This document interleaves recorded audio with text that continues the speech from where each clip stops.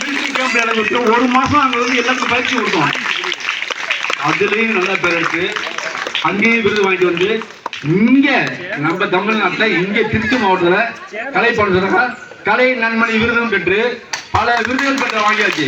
இதுக்கு மேலே எந்த விருது தேவை கூப்பிட்டாங்க எனக்கு வேணாங்க அப்படின்னு.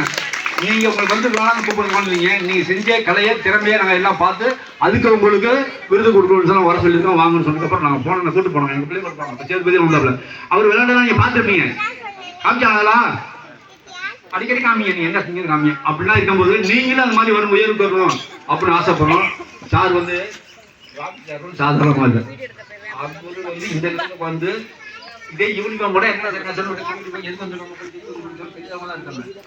ஆனா அவர் சொன்ன விஷயங்கள் பெருமைப்படக்கூடிய விஷயம், போற்றுதல் ஒரு விஷயம், மதிப்பு.